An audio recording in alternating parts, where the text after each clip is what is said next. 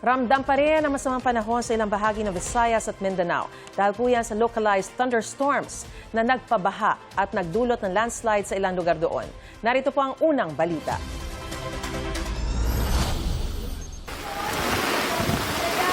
Nagdulot ng pagbaha sa ilang kalsada ang malakas na ulang naranasan sa Boracay sa Malay, Aklan. Napilitan ng mga turista na maglakad sa gutter deep na baha.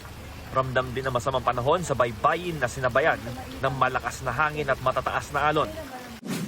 Sa Gihulngan, Negros Oriental, patay na matagpuan ng isang mangingisda na tinangay ng malakas na agos ng ilog sa kasagsagan ng masamang panahon. Nakita ang kanyang labi na palutang-lutang sa dagat. Ayon sa pulisya, gabi ng Lunes nang tangayin ng ilog ang mangingisda. Nakita ang kanyang labi kahapon. Nahukay naman sa barangay E. Alegado sa Glan, Sarangani ang labi ng isang lalaki. Nasawi ang lalaki matapos matabunan ng gumuhong lupa ang kanilang bahay sa kasagsagan ng masamang panahon noong Sabado. Nagpapatuloy ang search and retrieval operations para sa asawa ng lalaki. Sa bayan ng Alabel, pinakawalan sa gubat ang 3 tarsier na nailigtas sa tabi ng ilog sa gitna ng masamang panahon.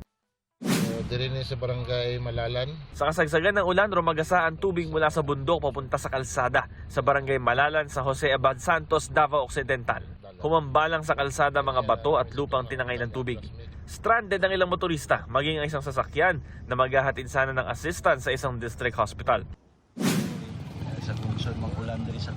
Isang truck naman ng Department of Public Works and Highways ang nahulog sa tabi ng kalsada. Karga nito ang isang backhoe na gagamitin sana sa clearing operations. Bumaon daw ang gulong ng truck sa lumambot na bahagi ng lupa kaya ito nawala ng balanse at nahulog. Walang naiulat na nasaktan sa insidente.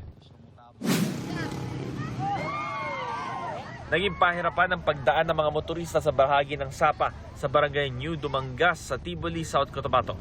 Ilang motorsiklo ang sumemplang dahil madulas at malakas ang ragasan ng tubig. Nananawagan naman ng mga residente sa agarang pagtapos ng ginagawang tulay sa lugar. Sa Davao City, nagmistulang ilog ang ilang kalsada kasunod ng malakas na ulan.